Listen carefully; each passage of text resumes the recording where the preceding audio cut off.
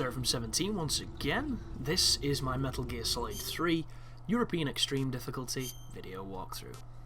We're now in these ridiculously dark caves before the Pain boss fight, and I was really confused here, folks, because I did a practice run of this game before I recorded in the same day. I practice ran all the way up to the end, and because I knew I could kill the end, it's just finicky, I decided to start recording. And when I came here on my practice run, I could not see a single thing.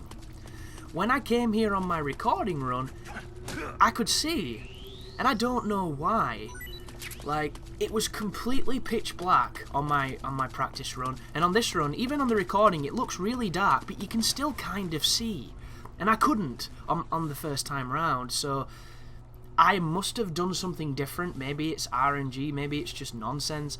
Somebody who knows a lot more about this game that stumbles upon this video will probably elucidate exactly what has happened, but for some reason, without the need of the cigar, without the need of the torch or any of that stuff, I was able to navigate the caves, and I was really grateful because I think this is the shittest part of the game, purely because when it is pitch black, you can't see anything, and there's a lot of cool mechanics that hinge on this, where the longer you stay in the blackness, the more Snake's eyes adjust, but it's still absolutely dog shit. It's a clever idea that does not translate into good gameplay, and I've always resented the fact that it was as long as it is, and it is pretty quick, but if you can't see, you can stagger around like an idiot for ages, and there's almost nothing you can do unless you know the caves down perfectly and you can navigate them in the dark, and not everybody can do that.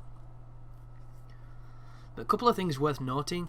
There's a couple of crabs in this area that you can kill and get food off, and the food is actually pretty good. So if you want to kill a couple of crabs, feel free to do so. I kicked them, which is not the most effective way to do it, but it's the way I chose to. And if you come off this offshoot here, you will pick up the M37, which is a shotgun that's going to be useful in the next fight. There's me kicking a snake, just in case. Just grab a couple bits of food. And if you crawl underneath the wall where the shotgun was, you can go down a cave that leads to the snow camouflage, but I don't think I would have ever used it, because you're not going to see me changing camouflages at all.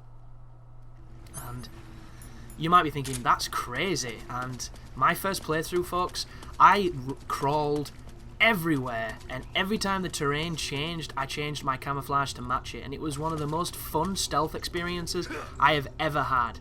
And you're probably thinking that sounds boring as shit, but I thought it was an amazing idea. I thought it was really, really cool, and that's how I played the game when I first played, and I thought it was brilliant. And nowadays, I don't even mess with the camouflage. It's so strange to see the difference of how I play, because it's not all that necessary, but, you know, I didn't know that at the time, so I just kind of went with it.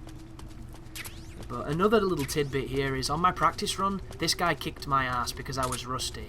And he killed me a bunch of times. I just could not get the aim down, get the fight down. I was no good at the fight. And because of that practice run, when I recorded, this was one take. And I was so happy with it, because it's not the fastest or the best, but it ran really smooth. And this fight can run anything but smooth at times, because this guy's a cheesy bastard at times. So the general strategy is simple. Shoot him in the face with tranquilizer darts, and if he gets bees on him, you want to throw a grenade, use a shotgun, or use an assault rifle or something like that. So, you might be wondering why I shot him then with a shotgun at the beginning. I saw speedrunners shoot him with the Kalashnikov right at the start, and I didn't really know why they did it, so on this run I decided to shoot him with the shotgun to see if it stunned him or something. I don't think it did much, but, you know, I was experimenting. So he's got bees on, and the grenade throw here, if you wait for Snake to put his arm in the air when you hold square, it will always land on the platform.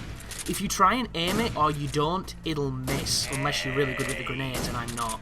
So this right here is aim cancelling, so I can shoot a little bit faster. And there's a lovely technique of counteracting the grenade throws that he does. So if you put the shotgun on and you shoot the bee packet, it drops the grenade. The thing you need to be aware of is if it's close to him, the grenade will hurt the pain, and you can get a lethal kill if you're not careful. But there is the first phase. We're now into the second phase, when he gets a little bit more bee happy. And I get really unlucky with a bit of damage coming up. But there's the grenade throw, there's the stun, These bees, for some reason, completely ignore me. I don't know if it's because I hit the pane or what, and I got a couple of headshots on him. Missed then, that was terrible, but there's a floating knife. Who knew? So, he's going to throw bees at me now. I've just chucked a grenade. I get the stun, but it blinds me because it was a stun grenade. Get a couple of quick hits on him, and then I have to get out of here because I'm being stunned by hornets. So, underwater there's a grenade refill, and on the other island there's a refill for your pistol, and you'll notice I'm out of pistol bullets because I was kind of getting spam happy and I missed a couple shots in my excitement. But this rock over here has Mark II ammo, so make sure that you come here if you need it. Just be aware, if he throws grenades near you on this and you get unlucky, you will die. Like, you can put the platform between you and the grenade and it won't hurt you. You can use the iframes of the climbing animation because I believe you get some. And I'm about to take massive damage. I was so close to dying then, and it's all because I don't understand that attack. Normally I would have dove in the water, but at the time I didn't realise it was happening, and I realised too slowly, and it killed me. Nearly. But there is the pain.